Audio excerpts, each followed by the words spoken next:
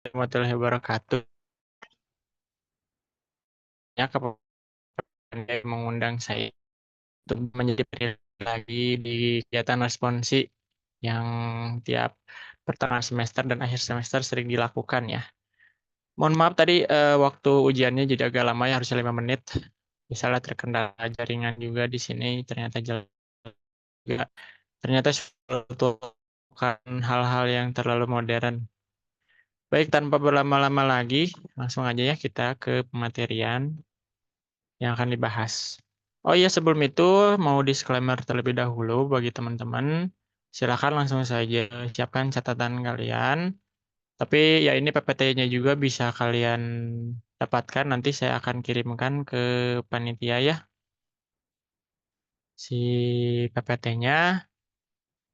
Jadi pertama untuk bahan yang saya ambil ini ialah dari buku Elemen of Ecology yang udah pernah Pak Tri kasih ya di grup. Sebelumnya udah kelihatan belum ini si PPT-nya? Sudah, Kang, sudah terlihat.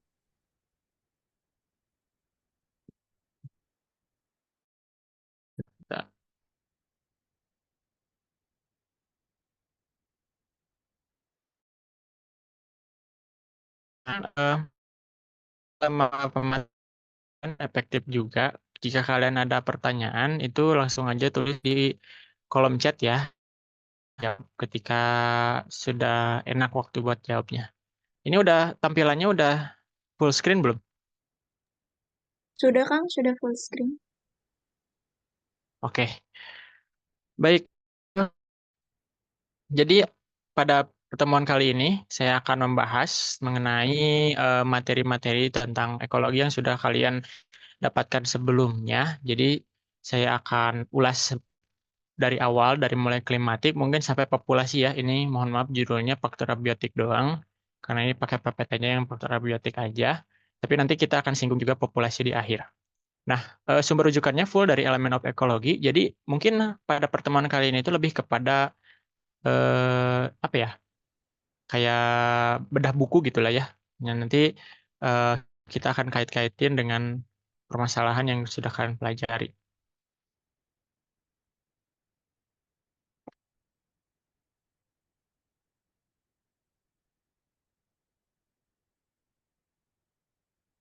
Sebentar, kok nggak ini ya?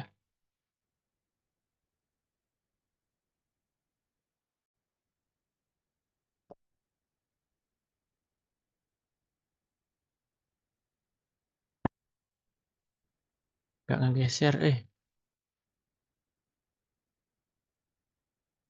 Udah gini aja lah ya. Nah, susah, Iya, boleh, Kang.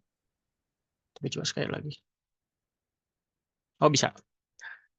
Baik, untuk yang pertama, kita mulai ngebahas sekilas mengenai apa itu faktor abiotik.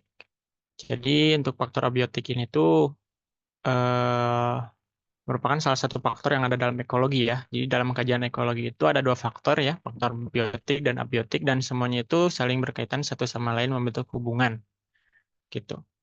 Nah, untuk faktor abiotik ini ya faktor yang tidak hidupnya. Artinya ya mungkin berkaitan dengan tempat hidup si makhluk hidup itu, tetapi tidak berdiri sendiri, namun dapat mempengaruhi dan dipengaruhi oleh faktor biotik. Ada tiga macam faktor biotik yang kita pelajari. Yang pertama klimatik, akuatik, dan yang ketiga edapik. Nah, faktor klimatik. Dalam buku ekologi, diawali pembahasan mengenai faktor klimatik ya, sama seperti perkuliahan kita. Untuk konsep yang dibahas ini yaitu suhu permukaan mencerminkan perbedaan antara radiasi yang masuk dan keluar. Teman-teman, perlu kita ketahui bahwa klimatik itu adalah faktor yang berkaitan dengan eh, iklim atau apa ya, cuaca atau bisa dibilang faktor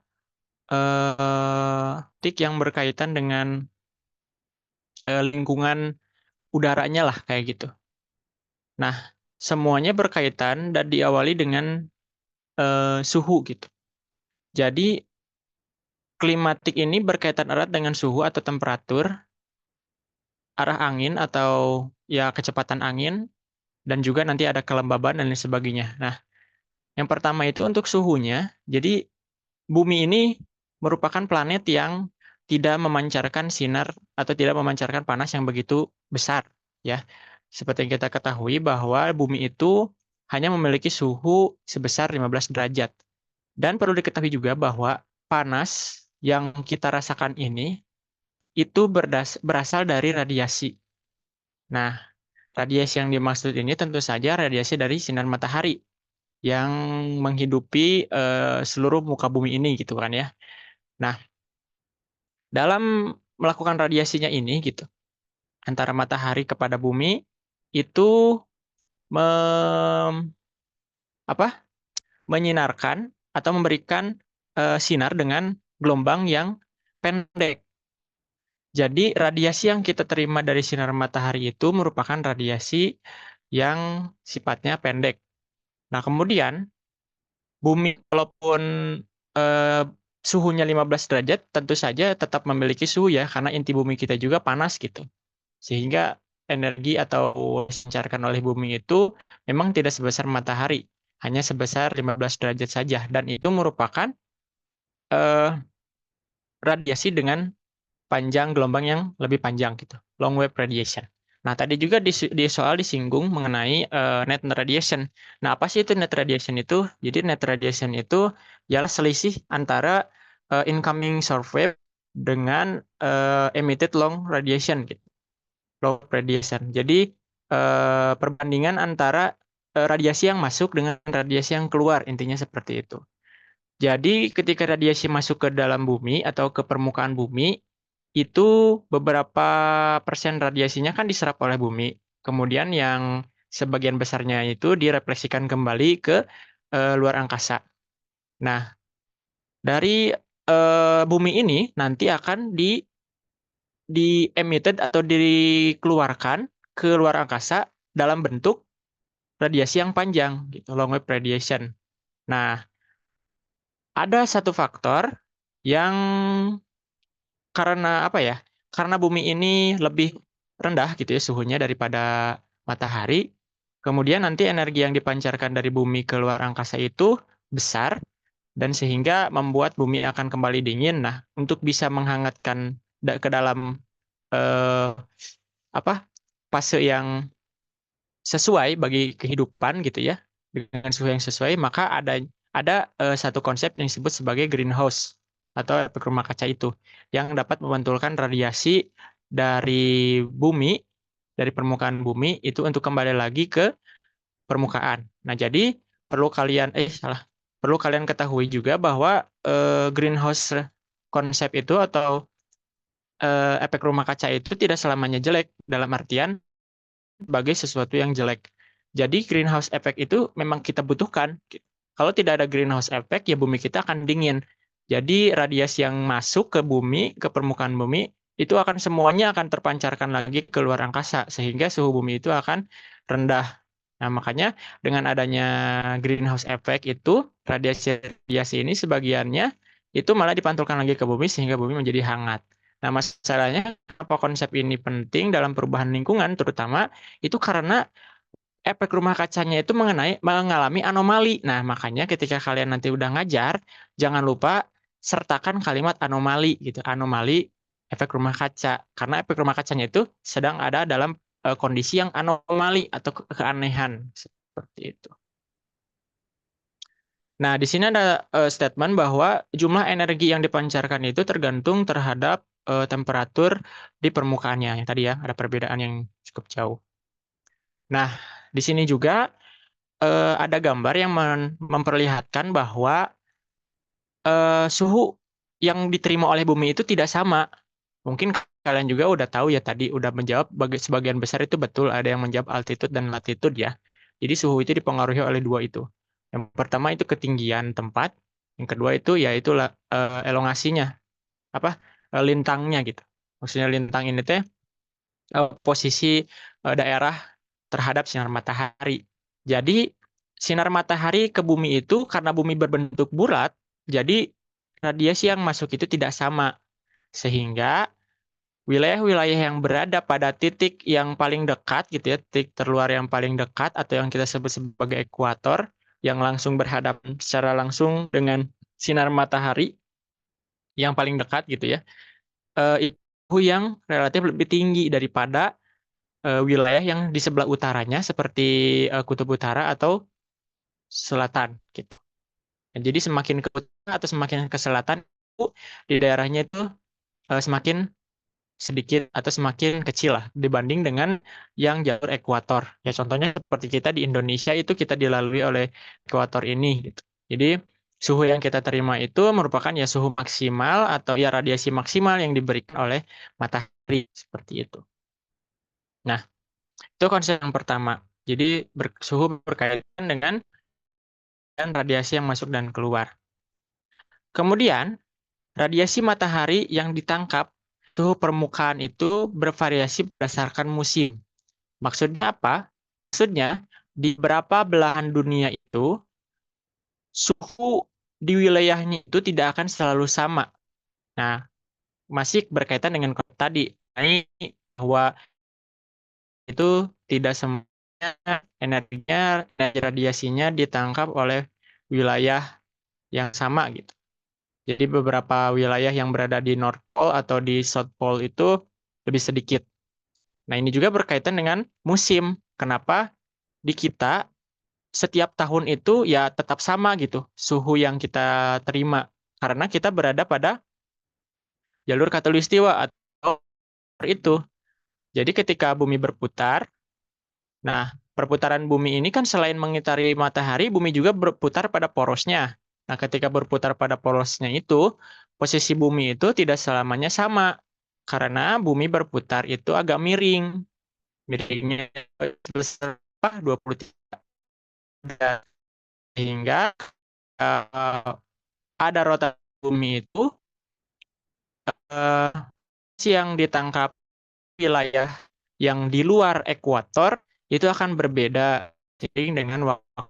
Makanya ada musim panas atau musim dingin di beberapa wilayah yang memiliki empat atau yang bisa dibilang si daerahnya itu di atas atau di bawah ekuator gitu. Kayak ya Amerika, Jepang dan lain sebagainya. Jadi ketika panas si daratan mereka itu lebih dekat dengan ekuator, jadi mereka punya suhu yang lebih panas tuh karena miring teh ya miring misalnya ya contohnya miring kanan. Nah kan ekuator mah di tengah, yang sedangkan yang posisi yang di atasnya itu berarti lebih lebih jauh daripada yang di tengah gitu dan lebih dekat dengan sinar mataharinya. Makanya suhunya lebih panas. Winter dingin itu artinya wilayah itu tuh sedang agak lebih jauh daripada sinarnya seperti itu. Sehingga dengan adanya seperti ini itu menciptakan musim yang bervariasi. Seperti itu. Jadi intinya apa? Intinya suhu yang kita sering kaji itu menggunakan termometer itu berasal dari apa? Dari radiasi ya guys. Itu kuncinya. Dari radiasi. Oke, selanjutnya. Perbedaan geografis dalam radiasi bersih permukaan menyebabkan pola sirkulasi atmosfer global. Nah, ini menyinggung ke adanya apa? Asal mulanya angin lah gitu. Jadi beberapa wilayah kan kita memiliki perbedaan geografis. Seperti yang tadi udah bilang bahwa bumi itu berbentuk bulat dan ekuator itu berada di tengahnya 0 derajat, makin ke atas itu ya makin menjauh dengan sinar matahari yang ditangkap. Nah, menurut teori net radiation itu harusnya jumlahnya 0. Mengapa 0? Jadi ya imbang antara suhu yang masuk dengan suhu yang keluar. Nah, perbedaan suhu ini dipengaruhi oleh latitudenya. Tadi sudah disinggung juga. Di sini ada diagram, kalian bisa lihat. Untuk latitudenya, jalur lintangnya, jika 0 derajat itu, maka incoming radiation-nya itu lebih besar. Ya, warna oranye ini. Incoming radiation, masih ingat kan? Berarti radiasi yang pendek, yang dari matahari. Itu lebih besar daripada outgoing radiation-nya atau yang darinya. Nah, karena apa? Karena pancar radiasi itu maksimal di jalur ekuator karena lebih dekat gitu ya dengan sinarnya gitu. Nah, sedangkan makin menjauh nih latitude-nya makin menjauh ke daerah selatan, Southern Hemisphere dan ke daerah utara itu incoming radiation-nya makin sedikit dibanding outgoing radiation-nya.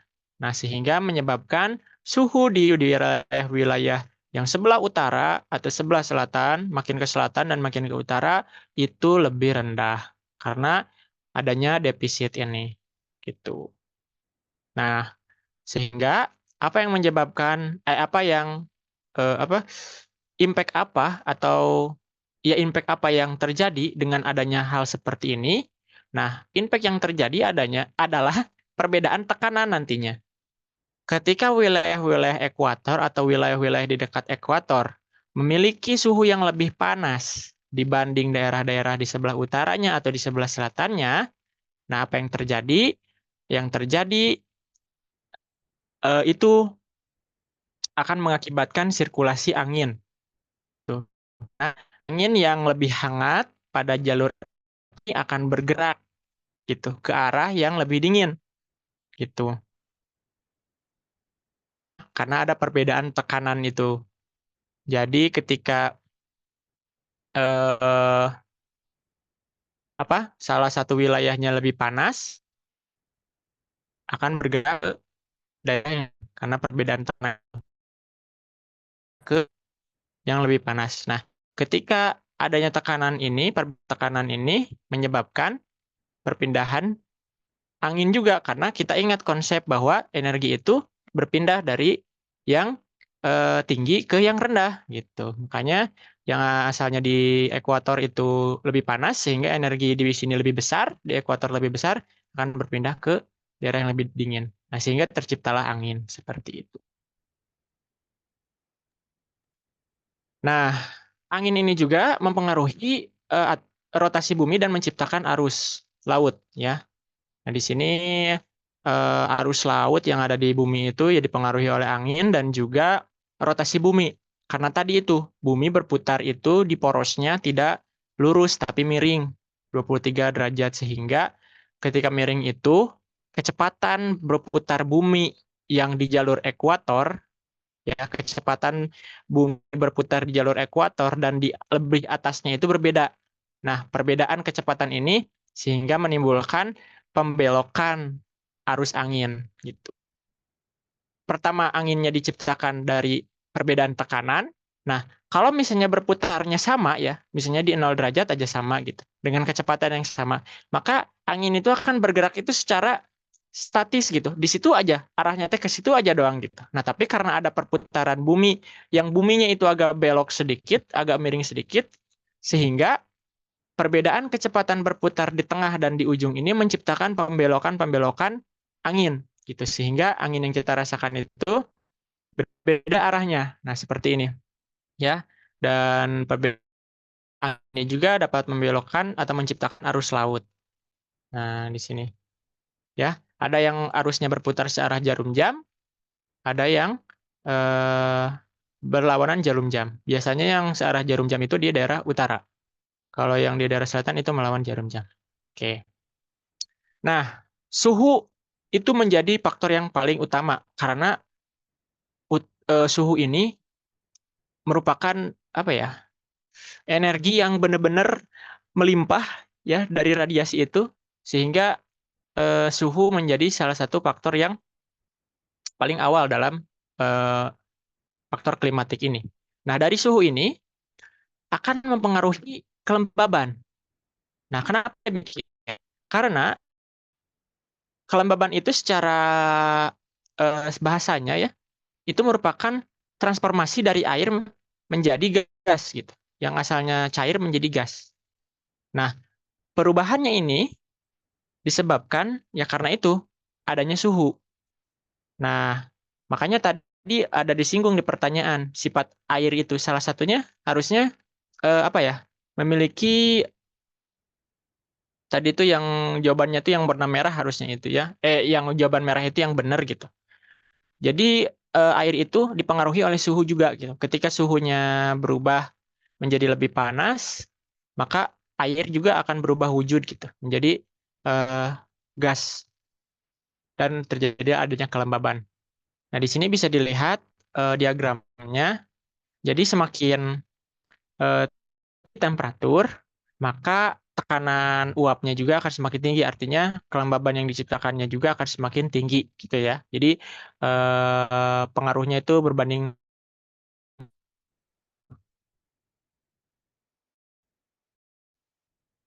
Selain menyebabkan kelembaban atau menciptakan kelembaban, mempengaruhi kelembaban, di sini juga faktor klimatik berkaitan erat dengan curah hujan yang khusus, ya pola yang khas. Kenapa demikian? Karena curah hujan ini dipengaruhi oleh beberapa hal, seperti temperatur, angin, dan arus laut. Nah, ini kan tadi udah dipelajari sebelumnya, mengenai temperatur dan arus. Kenapa ketiga hal ini saling berpengaruh? Kita bisa lihat di sini di gambar, bahwa ketika wilayah latitude-nya ekuator, bisa di sini, ekuator, annual precipitation atau curah hujan tahunnya itu cenderung lebih tinggi. Nah, kenapa demikian? Karena tadi curah hujan dipengaruhi oleh temperatur. Latitude yang 0 cenderung suhunya lebih tinggi. Nah, kemudian oleh angin. Latitude yang 0 cenderung lebih cepat anginnya gitu. Dan lebih stabil, maksud saya, lebih stabil, maaf, lebih stabil karena di 0 derajat. Nah, kemudian untuk arus lautnya kita bisa lihat tadi di pola sebelumnya bahwa arus lautnya itu tidak terlalu condong ke jarum jam maupun ke berlawanan jarum jam. Sehingga perputaran precipitation-nya atau siklus precipitation-nya, siklus curah hujannya itu akan selalu stuck. Dalam artian akan selalu stabil. Nah, gitu. Jadi pergerakan curah hujannya akan selalu di tempat yang sama sehingga annual precipitation-nya atau curah hujan per tahunnya itu selalu tinggi gitu. Jadi tinggi rendahnya curah hujan itu dinilai dari seberapa sering kan atau seberapa berpotensialnya wilayah itu bisa terjadi hujan. Nah, kita bisa lihat di gambar sebelahnya. Ketika musim panas, ketika northern hemisphere-nya musim panas atau wilayah di sebelah utaranya musim panas, itu curah hujannya akan berada di daerah yang sedang summer atau sedang musim panas gitu. Nah, tapi ketika musimnya berganti, nah wilayah yang asal di atas itu curah hujannya tinggi menjadi tidak terlalu tinggi lagi. Kenapa? Karena si curah hujannya itu bergeser ke arah selatan. Mengikuti apa? Mengikuti faktor tadi, temperatur, angin, dan arus laut. Yang utamanya pertama dipengaruhi oleh radiasi tadi yang di awal itu gitu ya. Jadi berpindahnya curah hujan dari satu wilayah ke wilayah lain itu dipengaruhi oleh suhu, angin, dan arus laut. Nah, suhu juga radiasi mempengaruhi suhu. Nah, si suhu ini mempengaruhi angin karena tekanan yang tadi. Ketika belahan bumi itu condongnya ke arah lebih dekat dengan matahari, maka suhunya akan semakin tinggi dan curah hujannya juga akan semakin tinggi. Seperti itu. Ya.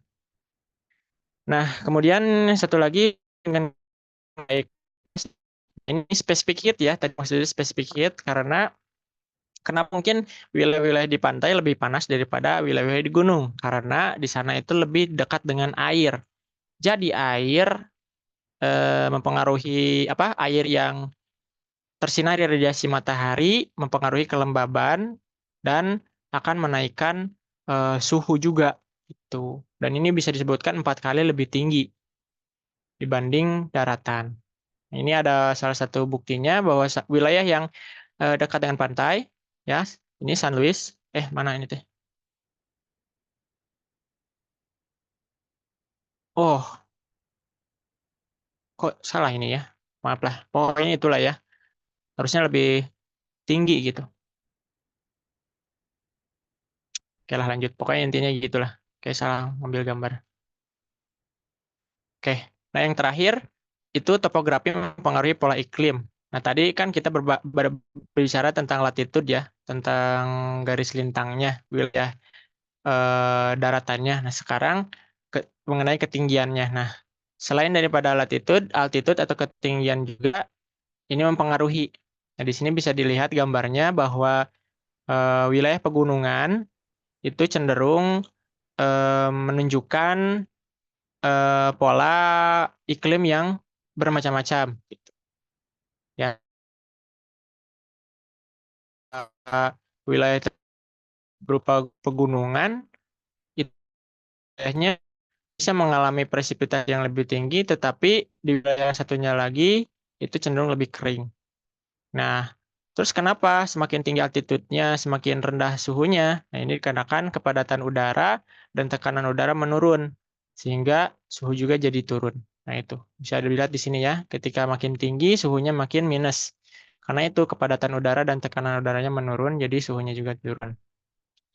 Seperti itu. Nah, ini salah satu apa ya, anomali yang terjadi juga ketika adanya anomali efek rumah kaca itu menyebabkan apa ya, bencana atau ya faktor apa ya bencana alam El Nino gitu, kondisi El Nino. Nah ini juga biasanya ada di soal UTS kalau pas angkatan aku dan angkatan 2021 itu pasti keluar. Makanya coba kalian pahami aja bagaimana El Nino itu terjadi.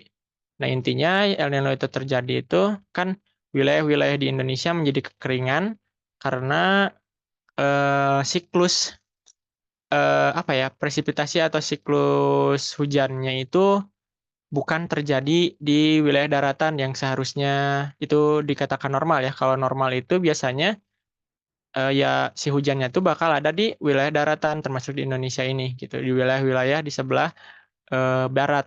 Nah, tetapi ketika adanya kenaikan suhu menyebabkan wilayah laut di Samudra Pasifik bagian timur itu lebih hangat dan ya hujan terjadi itu lebih banyak di daerah yang lebih hangat ini sehingga daerah-daerah yang di luarnya itu menjadi keringan seperti itu. Itulah ya, nanti kalian coba baca-baca lagi. Nah, itu untuk faktor klimatik berkaitan erat dengan suhu, kecepatan angin dan semuanya diinfluence atau apa ya dipengaruhi oleh radiasi matahari ternyata. Jadi utamanya itu ternyata radiasi matahari. Radiasi matahari masuk ke bumi sehingga menyebabkan faktor-faktor klimatik tadi gitu saling mempengaruhi. Nah, sekarang kita beranjak ke faktor akuatik. Yang pertama, kita harus tahu bahwa air itu memiliki siklus kan. Ini juga kalian udah pernah pelajari mungkin di SD atau di SMP, di SMA gitu ya. Bahwa air itu bergerak gitu. Menguap menjadi awan, hujan, masuk ke tanah gitu ya. Dan seperti itu. Nah, eh, di sini bisa dilihat ada gambar yang menunjukkan jumlah air ya. Yang merah itu berarti eh, yang apa ya? Badan air yang diputar gitu. Artinya melalui siklus. Nah, seperti ini kan presipitasi di laut itu sebesar 3.850 km kubik dan yang dievaporasinya 425.000.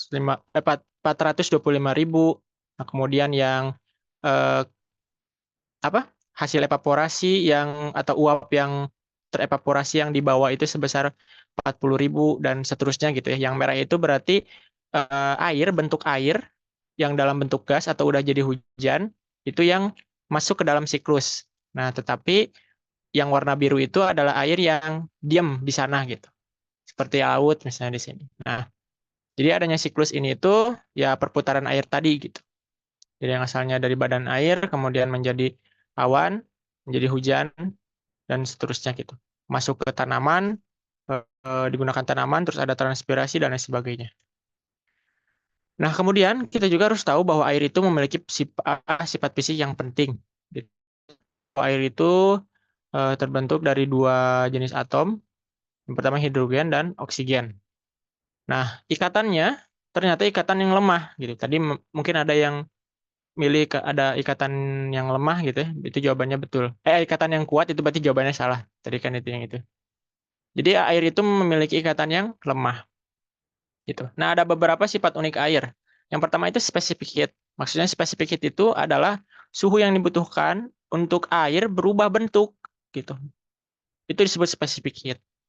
Nah, ini harus kalian pahami karena air ini jika berhubungan dengan klimatik tadi, dengan radiasi, dengan suhu, itu menyebabkan timbulnya faktor lain. Ya, seperti tadi udah kita bahas kan, kelembaban.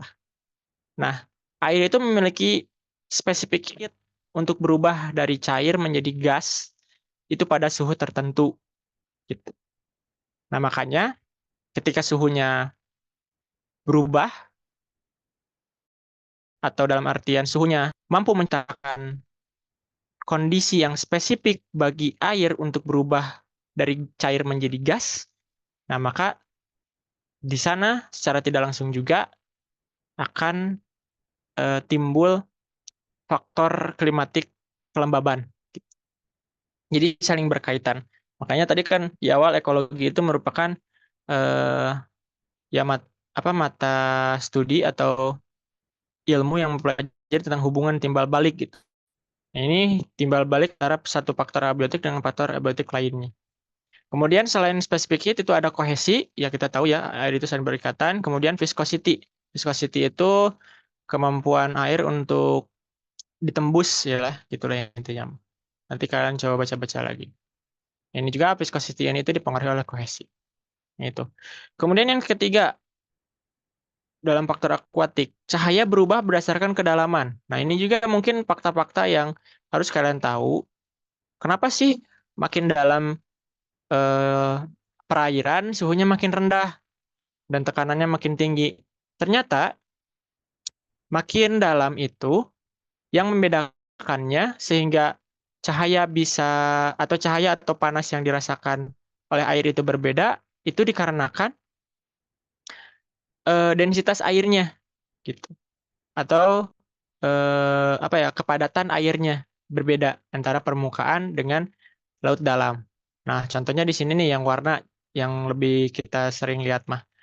Kan apa eh, laut lah ya. Laut dalam itu cenderung berwarna biru ya.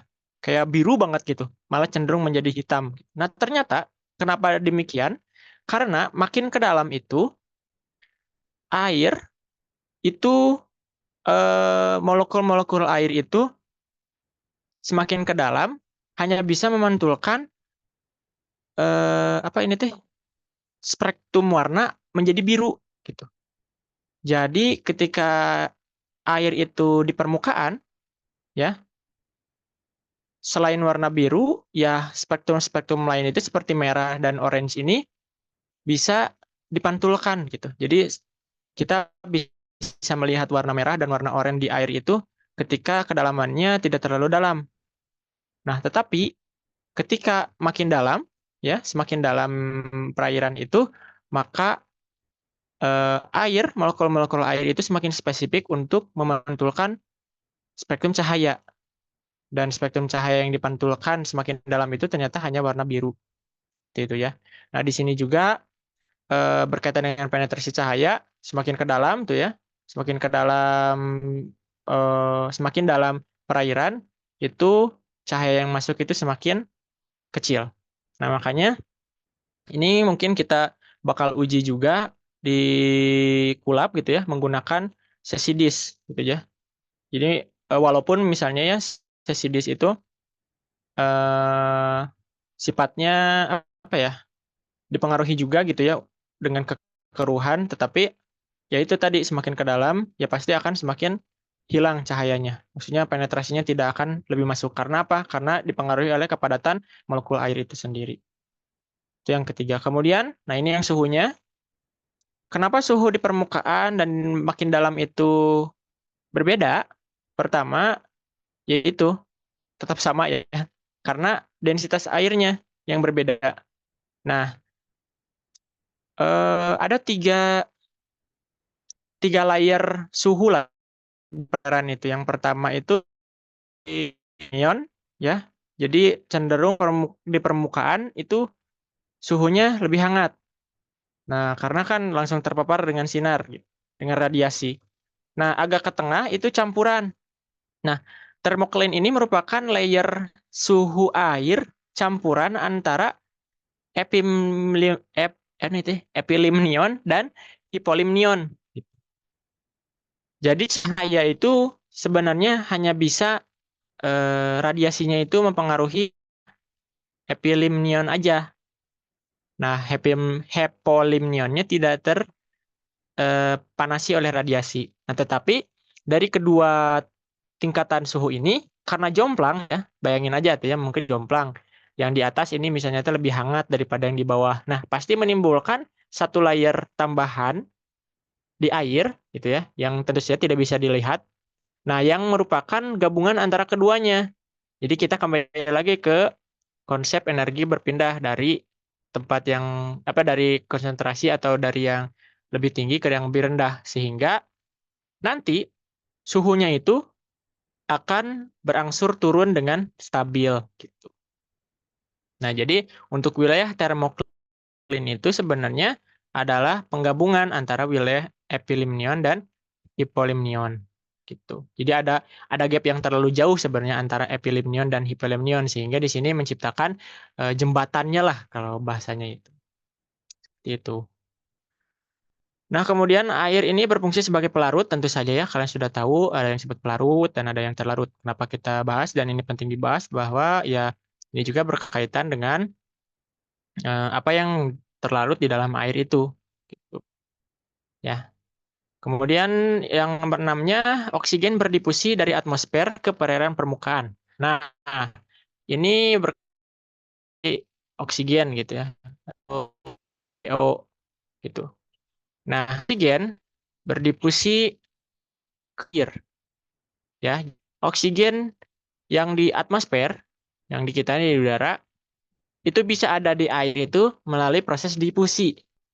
Nah, proses difusi ini itu dikontrol oleh kemampuan untuk mempertahankan bentuk larutannya. Nah, oksigen akan hilang dari air ketika temperaturnya meningkat. Itu menurunkan solubility-nya dan through the uptake of oxygen by aquatic life. Ini apalah artinya teh? Kurang paham juga. Ya intinya pokoknya mah semakin tinggi temperaturnya, nah itu oksigennya cenderung semakin hilang di air tersebut. Seperti itu. Ya, ini juga ada perbandingan di sini bisa dilihat bahwa ketika winter ketika suhunya dingin, rata-rata oksigennya makin banyak di air itu. Tapi ketika suhunya makin panas, malah makin sedikit. Ya, nah, ini juga bisa menjadi apa ya? Tambahan teori mungkin aja ketika ngebahas kenapa perbedaan disop oksigen pada suatu badan air. Nah, itu mengenai DO. Kemudian mengenai keasaman. Nah, tadi ya, untuk keasaman itu banyaknya dipengaruhi oleh H+, ya, keasaman.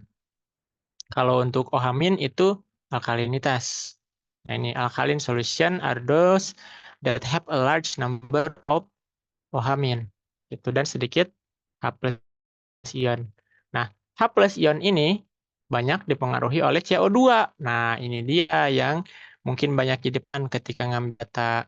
Kenapa pas kalau diuji antara alkalinitas dan CO2 itu salah satu aja. Ya karena itu ketika kalau CO2 bebasnya ada berarti mereka cenderung atau air tersebut itu cenderung lebih asam. Karena ini nih ada sumber rumusnya. Ketika CO2 berikatan ya. Jadi karbon dioksida itu ternyata lebih mudah berikatan dengan air daripada oksigen yang berdifusi itu. Nah, ketika CO2 berikatan dengan air membentuk carbonic acid. Nah, ini carbonic acid ini akan diisolasi menjadi hidrogen ion dan bikarbonat ion. Nah, sini jadi menghasilkan ion. Kemudian di sini juga bikarbonat ini diisolasi lagi menjadi another hidrogen. jadi makin asam lah gitu. Nah, sedangkan untuk alkali itu kebalikannya ketika OH- yang lebih banyak daripada H+-nya. Gitu. Makanya itu indikasi kalau salah satunya ada, ya pasti yang keduanya nggak ada. Gitu. Nah, pH ini tentu saja berkaitan erat dengan environment makhluk hidupnya. Gitu. Akan mempengaruhi si pH itu. Terutama terhadap apa kelimpahan atau keberagaman makhluk hidup yang ada di sana. Untuk faktor akuatik ya, jadi untuk faktor akuatik, kalau tadi faktor klimatik yang paling utamanya adalah radiasi sinar matahari, si asal muasalnya, si penyebabnya tuh. Kalau faktor akuatik tentu saja air. Nah, air ini ketika faktor klimatik akan menimbulkan apa ya? Akan menimbulkan faktor-faktor khas akuatik juga gitu. Kayak tadi misalnya eh, suhu air yang berbeda, kemudian disop oksigen dan CO2 bebas gitu kan, itu juga berkaitan dengan faktor klimatik karena CO2 itu kan ada di atmosfer seperti itu. Nah, selanjutnya itu adalah faktor edapik. Nah, faktor edapik ini berkaitan dengan tanah kan. Tentu saja. Nah, kita juga pernah mengukur suhu tanah. Kenapa suhu tanah itu kadang berbeda-beda? Ternyata suhu tanah berbeda-beda itu disebabkan salah satunya itu karena kanopi tumbuhannya yang mempengaruhi jumlah penerimaan cahaya matahari. Itu tadi ada di soal ya. Jadi ketika cahaya matahari masuk, kalau ada kanopi di sana, kalau kanopinya rapat seperti hutan-hutan rapat, itu lebih banyak yang diserap oleh kanopi itu sebagai media untuk melakukan fisiologi bagi tumbuhan. Nah, dan hanya sebagian kecil yang masuk ke tanah. Yang di sini bisa dilihat hanya 2%. Berbeda jika tumbuhan yang ada di sana itu yang kecil-kecil, kayak rumputan ilalang. Itu ya, lebih banyak yang masuk. Nih, 34% dan 5%. Ya, jadi kanopi ini sangat mempengaruhi. Nah, mungkin untuk kajian ekologi lanjut, itu kita bisa menghitung ya perubahan lingkungan cahaya dengan area daun. Jadi kita menghitung indeks area daunnya, itu besarannya. Itu tidak tidak terlalu dibahas sih bagi kita. Yang pertama, tanah aja ya. Bagi makhluk hidup di daratan, kita tahu juga tanah ini menjadi tempat hidup. Faktor utama mengontrol air ya. Tadi juga berkaitan dengan siklus air. Tanah berperan. Ada air yang disimpan di dalam tanah, kemudian di permukaan tanah gitu kan. Jadi ikut andil dalam proses siklus air.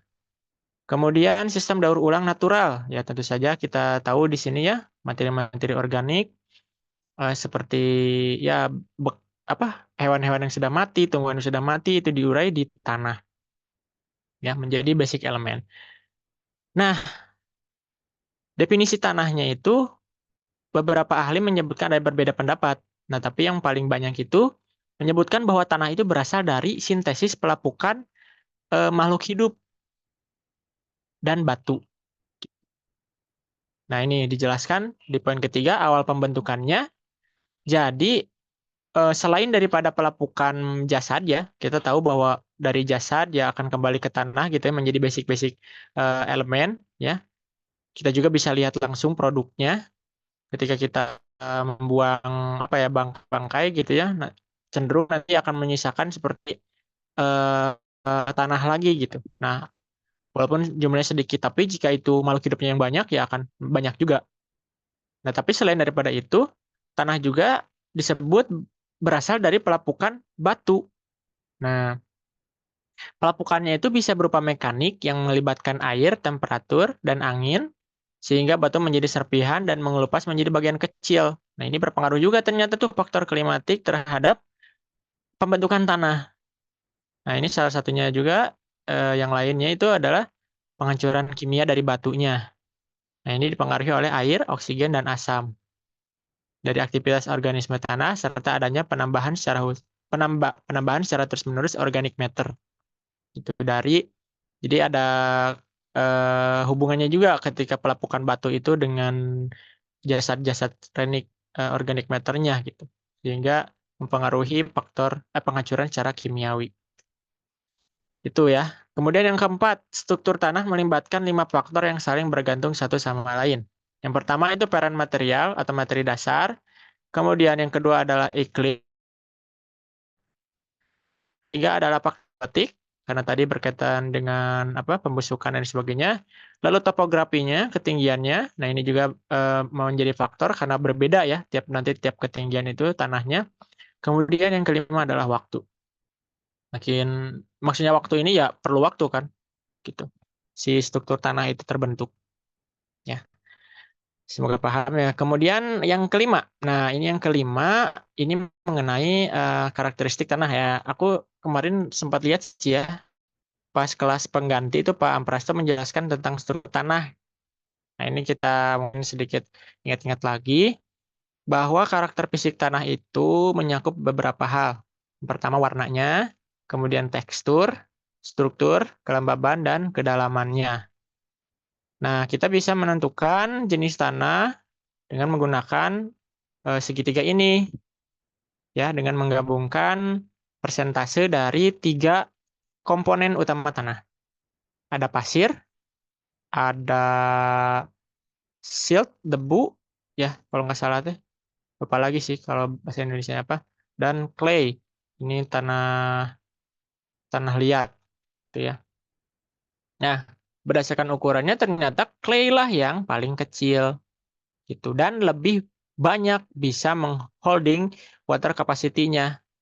Nah, makanya ini juga berkaitan erat dengan kelembaban tanah. Kelembaban tanah itu berkaitan dengan struktur si tanahnya itu. Jika tanahnya dominan pasir, maka tentu saja water holding capacity pasir ini yang cenderung lebih banyak di wilayah itu tidak mampu menahan air yang lebih besar dan lebih mudah untuk mengevaporasinya sehingga tanah akan cenderung lebih kering. Nah, jika semuanya clay, ya justru water holding capacity-nya semakin tinggi tuh, sehingga makin lembab. Ini gitu ya, kita bisa lihat, bisa susun apakah jenis tanah itu seperti apa dengan menggunakan segitiga ini. Kalian mungkin udah tahu lah ya caranya. Nah, selain struktur, tanah juga memiliki horizon. Nah, ini tadi banyak yang salah. Profil tanah. Jadi, yang lebih banyak mengandung organik material itu adalah organic layer di atas topsoil. Ya, yang lebih banyak mengandung organik materialnya. Untuk topsoilnya itu lebih banyak mineral soil gitu, yang berasal dari parent material yang sudah diproses di organic layer itu. Makin ke bawah lebih banyak mineralnya. Gitu. Nah, secara umum sih seperti ini. Jadi ada 4 lapisan ya. Yang organic layer, topsoil, subsoil, dan unconsolidated. Gitu. Ini untuk lapisan horizon tanah. Lalu yang ketujuh, ada kapasitas dalam mengikat air. Nah, tadi kelembaban ya. Jika lebih banyak air daripada pori tanah yang menahan air, ya, dalam artian ya sudah full lah ya dalam mengikat air si tanahnya itu. Kita bisa lihat di sini di diagramnya bahwa hmm, tanah eh, dari tekstur sand, loam dan clay itu kapasitasnya lebih tinggi yang clay. Nah, tapi dalam untuk kapasitasnya lebih banyak itu atau dalam artian apa ya di sini tuh kemampuan mengikatnya lebih baik gitu ya. Walaupun eh bukan gitu maksudnya teh kemampuan untuk bisa menjadi saturated jenuh itu lebih besar di yang sekitaran ini loam dengan clay gitu ya jika dikabungkan gitu. Tapi kalau misalnya per bagian, kalau misalnya ngebandingin antara clay sama loam ya tentu saja clay lebih banyak bisa menahan. Tapi jika kita digabungkan pada kondisi tertentu itu bisa menciptakan struktur tanah yang mampu mengholding air lebih baik, gitu ya. Lalu di sini yang kedelapan, kapasitas pertukaran ion sangat penting bagi kesuburan tanah. Ini ya berkaitan dengan fisiologi tumbuhan. Kalian bisa baca-baca lagi. Kemampuan ion dalam meruntutkan tanah untuk mengikat permukaan partikel tanah bergantung pada jumlah situs bermuatan negatif atau positif pada tanah. Itu. Jadi ini semakin banyak tumbuhan ya cenderung tanah itu semakin subur karena ada ada yang terjadi di dalam tanah lah gitu, pertukaran ion. Sehingga tanah-tanah di sana akan semakin subur. Nah, itu untuk faktor edapik. Jadi untuk faktor edapik, tanah yang menjadi kuncinya. Tetapi ya itu tadi, ada kaitannya juga dengan faktor-faktor abiotik yang lain. Seperti tadi suhu, air, gitu ya. Sehingga menciptakan salah satu faktor di dalam tanah. Seperti tadi kelembaban tanah. Kelembaban tanah kan dipengaruhi oleh faktor klimatik suhu. Dan dipengaruhi juga oleh faktor klimatik air. Gitu. Kelembaban tanah. Jadi saling berkaitan satu sama lain. Kemudian untuk populasi, mohon maaf untuk populasi, aku nggak keburu ya buat bikin rangkuman kayak tadi yang lebih lengkapnya. Jadi aku cuma tulis eh, apa proposisinya aja. Nah ini juga mungkin udah dibahas ya. Yang pertama itu organisme itu dapat berupa uniter atau modular. Jadi uniter sendiri, kalau modular itu ya kayak satu jenis tapi banyak gitu. Kayak contohnya di tanaman lah gitu. Kayak apa tanaman-tanaman yang tumbuh lebih cepat gitu. Kayak rerumputan gitu kan itu modular. Jadi populasi ini ya berkaitan dengan organisme, jenis organisme. Itu dasarnya. Lalu berkaitan juga dengan tadi yang ada di soal ya, tentang persebaran atau dispersi dan kepadatan. Nah, dispersi ini distribusi ini definisikan lokasi tempat hidupnya. Kemudian ya, kelim kepada distribusi maksudnya apa? Maksudnya kelimpahan ini semakin banyak satu jenis populasi itu tentu saja kepadatannya akan semakin kuat, semakin padat lah gitu. Nah, bagaimana cara kita untuk menentukan apakah populasi itu memiliki kepadatan yang tinggi? Ya tentu saja dibutuhkan dengan metode sampling. Nah, metode inilah yang akan kalian lakukan pada nanti praktikum populasi dan juga komunitas samplingnya. Nah, tujuannya apa? Ya tujuannya itu untuk melihat pola persebarannya dan juga kepadatannya. Dalam satu wilayah nih, misalnya ya, kasih contoh, botani lah ya, botani. Kita tuh pengen mengidentifikasi satu jenis rumput di botani.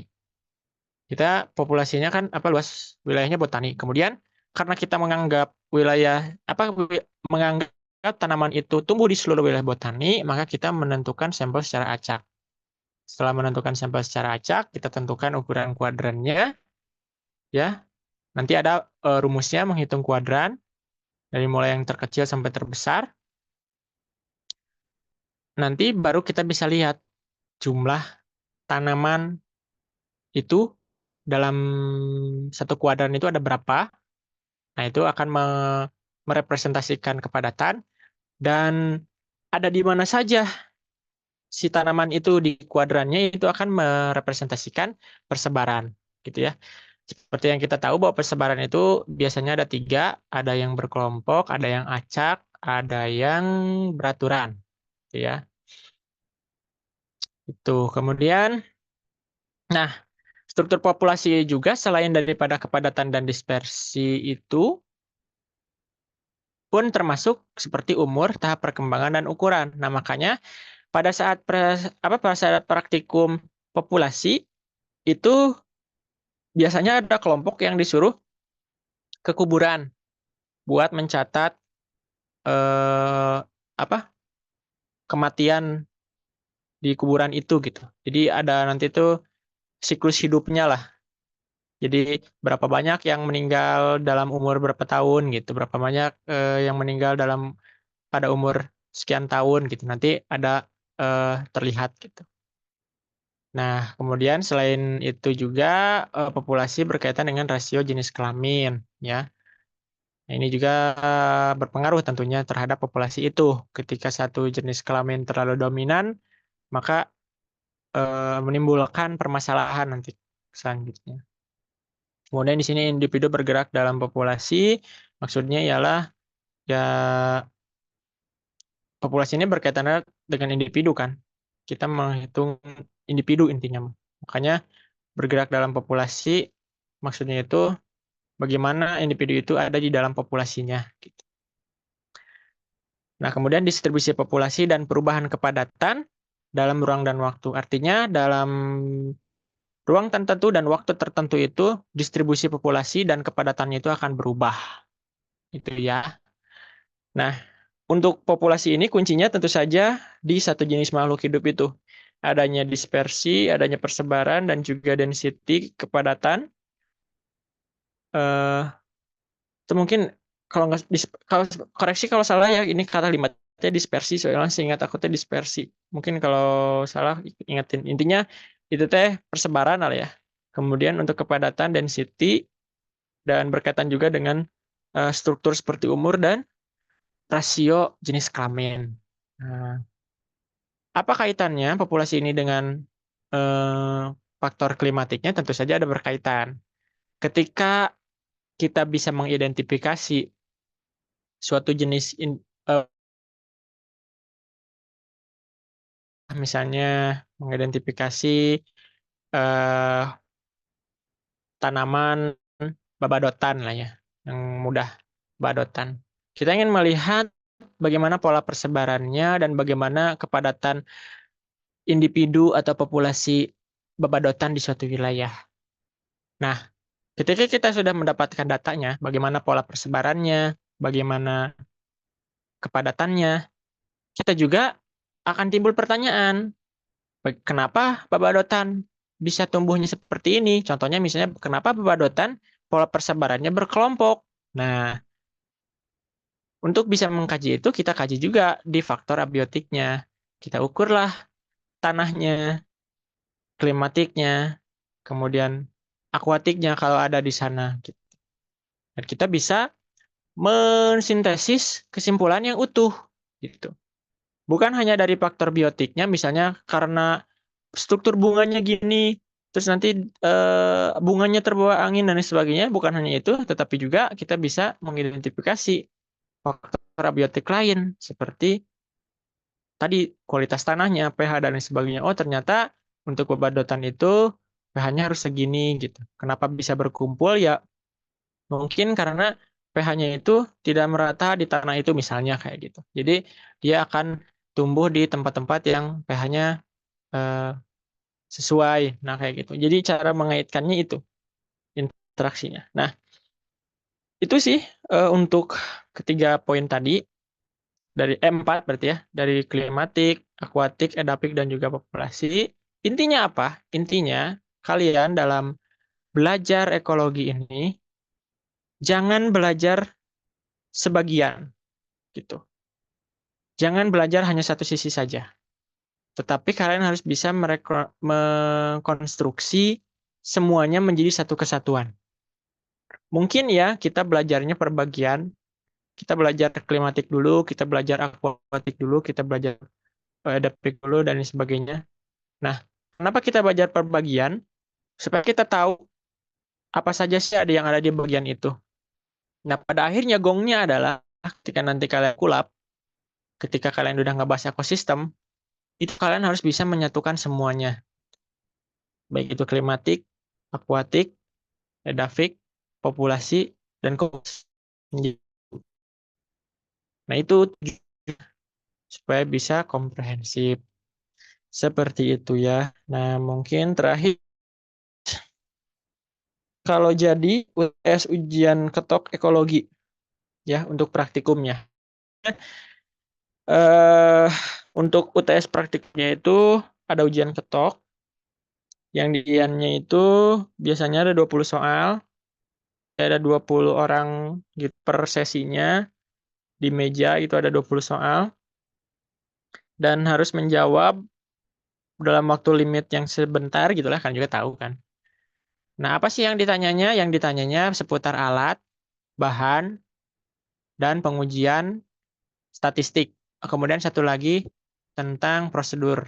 Nah, alat maksudnya apa alat? Alat ini menyangkut nama dan cara kerja. Nah, ini diujianin banyak yang salah satuannya. Ya, kita nggak akan langsung nanya di soalnya bagaimana fungsi dari luxmeter, enggak. Tapi kita akan langsung taruh alat aslinya di meja. Dan pertanyaannya, misalnya A, sebutkan alat itu. B, sebutkan satuannya. C, sebutkan cara kerja atau prinsipnya. Gitu. Ya. Jadi makanya kalian belajarnya itu, kalian hafalkan aja nama alatnya apa, bentuknya kayak gimana, prinsip kerjanya kayak gimana, gitu. Satuannya apa. Misalnya kalau luxmeter berarti lux, anemometer berarti kilometer per jam atau meter per second, gitu. Kayak gitulah. Kemudian selain mengenai alat, itu bahan. Kita juga nggak akan nulis bahan di soal, tapi kita akan langsung menaruh bahannya. Kalian harus hafal itu bahan apa dan digunain pada praktikum apa. Makanya pas kemarin praktikum tuh yang utamanya sih yang edapik dan akuatik ya, yang menggunakan banyak bahan, kalian harus hafal.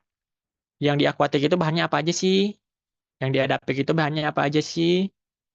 Dan nanti kalian bisa menentukan gitu. Pas nanti teh di soalnya teh ada bahan banyak bahan, kalian tentukan. Misal soalnya tuh mana sajakah bahan yang digunakan untuk uji DO. Nah, misalnya itu nomor 1, nomor 3, dan nomor 4, misalnya gitu. Jadi harus hafal. Kemudian perhitungan rumusnya harus hafal juga. DO kayak gimana, CO2 bebas kayak gimana, alkali, dan sebagainya. Lalu hafal indikator. Hafal indikator ini maksudnya yaitu tadi ketika yang berubah jadi greenish blue itu apa, yang berubah menjadi pale yellow itu apa gitu. Ya. Dan terakhir itu metode statistika. Kita nggak akan mungkin ya, nah, kalian disuruh buat data atau buat menyajikan data di ujiannya, enggak, karena mengingat waktu, tapi bakal pertanyaan-pertanyaan yang kita masukin kita sajiin tabel misalnya. Terus kalian di pertanyaan itu ada tulisan menggunakan metode apa, menggunakan metode statistika apakah untuk mengolah data tersebut misalnya gitu.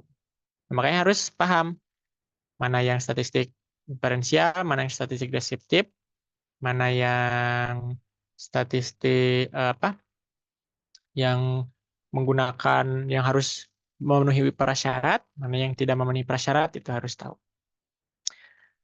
Gitu ya, dan harus ingat dalam satu soal itu pasti ada anakan. Jadi strategi kalian harus matang, jangan banyak waktu untuk mikir nanti di sana, makanya harus menguasai. Jarang nggak analisis sih, makanya sangat disayangkan kalau nilai kalian kecil. Ini mungkin untuk pertama kalinya aku memberikan kisi-kisi seperti ini. Karena untuk angkatan sebelumnya itu aku nggak ngasih kisi-kisi, dan ya hasilnya pada jelek. Ya mungkin itu karena nggak dikasih kisi-kisi aja, jadi mereka kaget. Nah sekarang aku udah kasih kisi-kisi, berarti sebanyak 40 orang yang hadir di sini, ya, sekitar 40 orang yang hadir di sini, itu setidaknya ya harus di atas KKM. Karena aku udah kasih tahu caranya, ujiannya kayak gimana, dan harus ngapalinnya apa saja. Ya, itu mah tinggal kembali ke kalian, bagaimana kalian belajar. Seperti itu. Itu aja mungkin untuk materi hari ini. Mohon maaf jika masih belum jelas ya teman-teman. Kita sharing aja di sini.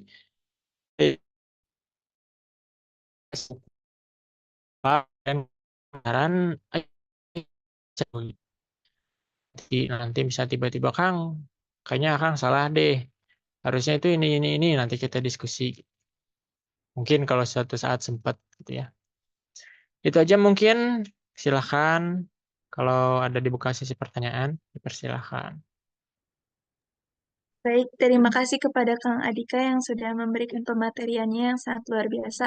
Mungkin kepada teman-teman yang mau bertanya, ada masih kalau misalnya masih ada yang kurang jelas atau mau bertanya seputar UTS nanti, baik teori maupun praktikum, dipersilakan untuk raise hand atau kalaupun tidak bisa di chat Zoom ya.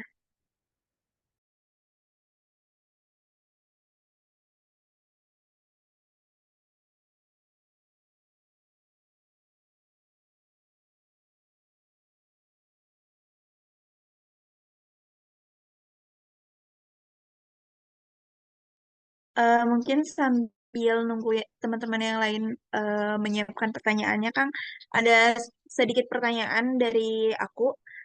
eh kan kalau di teori itu kita belajar mengenai hukum dalam ekologi ya, kayak Lotka, terus Leibniz gitu-gitu.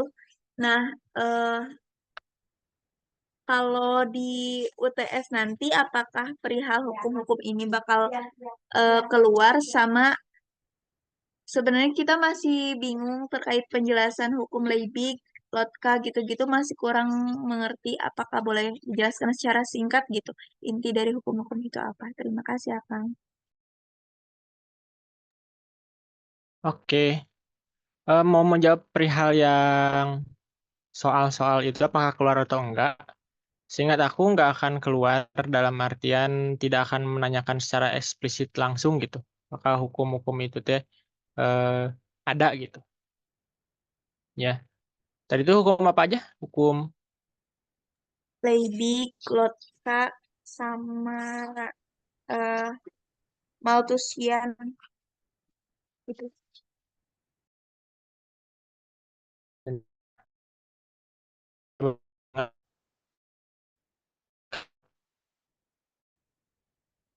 tadi aku cari dulu filenya. Karena mungkin nggak diujianin, jadi nggak membek. Yang saya ingat yang diujianin itu biasanya case base, yang UTS teori itu. Jadi, kalaupun emang si teori-teori itu bakal muncul, itu bagian dari cara kita mensintesis soalnya. Artian misalnya perihal apa, nah kita tuh cara menjawabnya harus menggunakan teori itu. Bentar ya, ekologi. Nah, pokoknya saya ingat takutnya pertanyaannya yang paling aku ingat mah itu El Nino La Nina. Nah itu. Kemudian nanyain juga kenapa adanya perbedaan suhu. Nah, itu ditanyain. Oh ini ya hukum teori. Ya, kita buka dulu. Jadi kalau buat UTS yang teori, aku saranin cara belajarnya nggak sama kayak yang UTS praktikum. Kalau tes praktikum, tadi aku bilang kalian pasti nanyanya itu pasti perihal faktual dan konseptual aja. Jadi benar-benar faktual, konseptual dan prosedural aja. Jadi jarang yang analisis. Paling analisisnya tuh eh itu aja yang apa? Statistik itu pun ya pada akhirnya sih nanya faktual sebenarnya. Oh, yang ini Liebig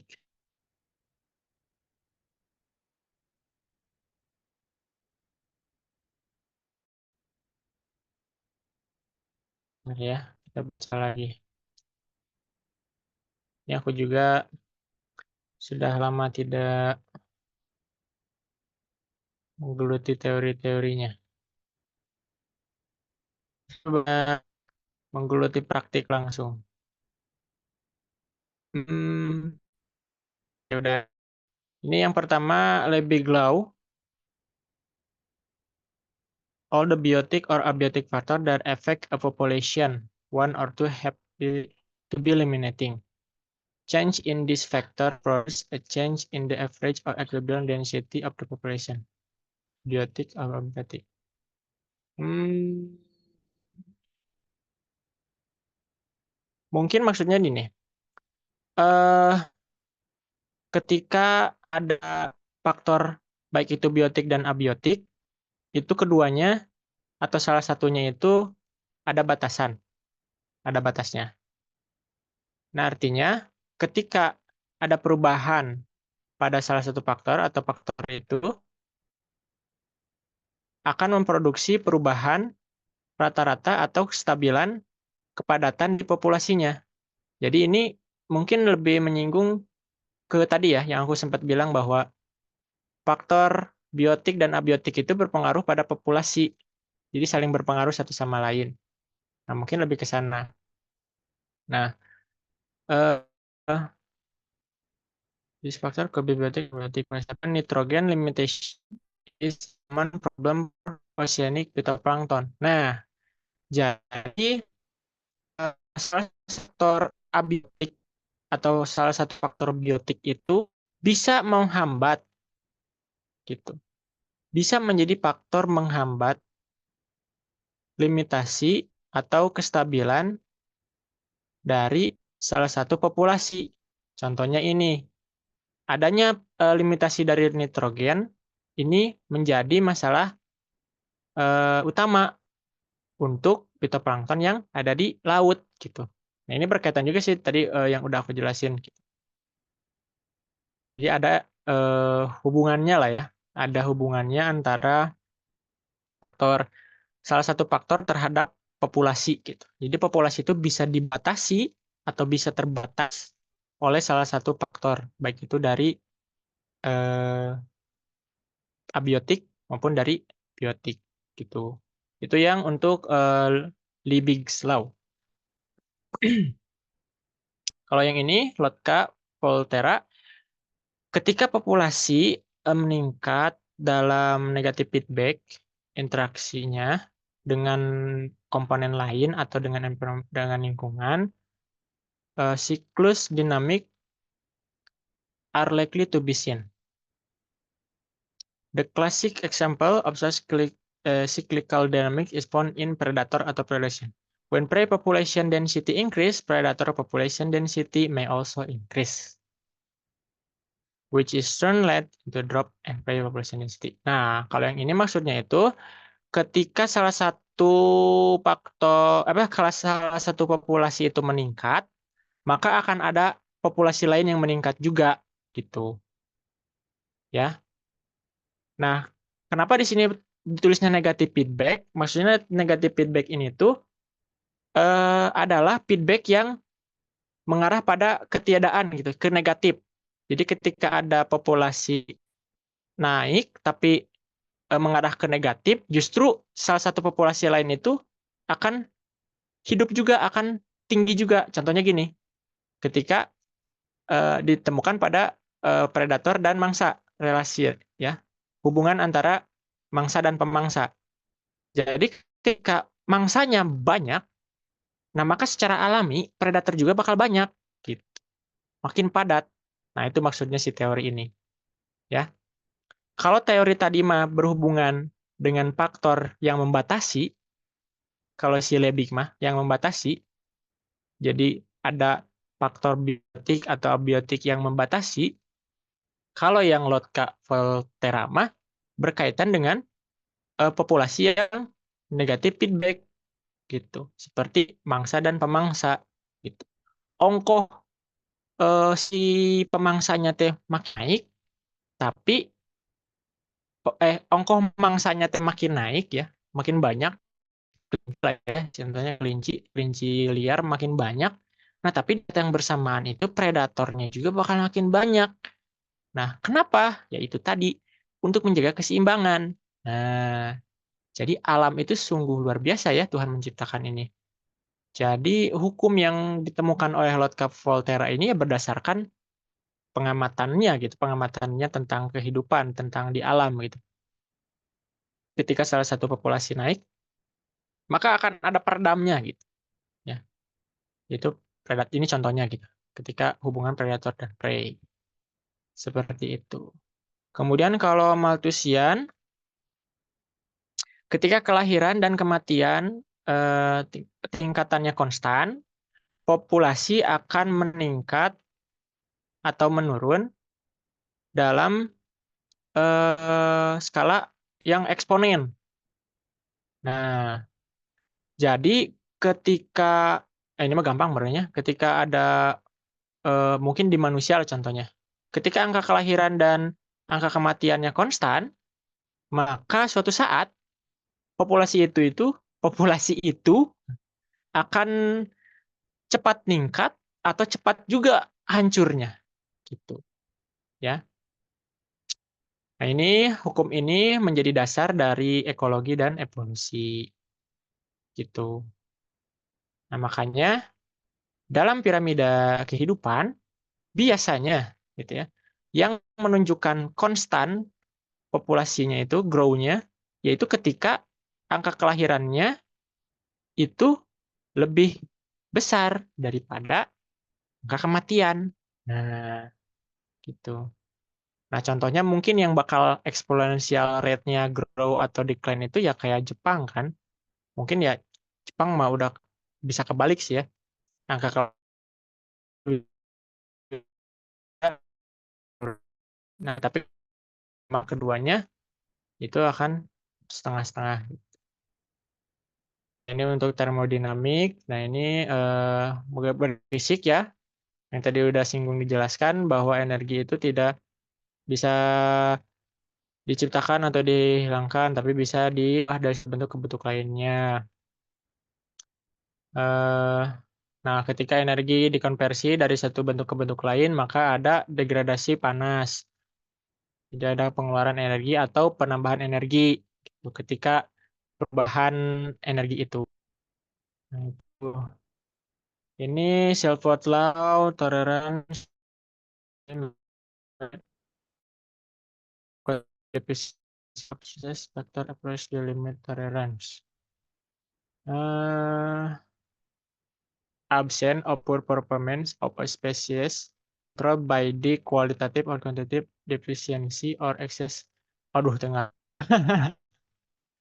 Susah bahasanya. Iya sih, beberapa teori ini nggak keluar. Makanya aku sempat lupa juga. Nah, tapi itu tadi intinya, esensinya.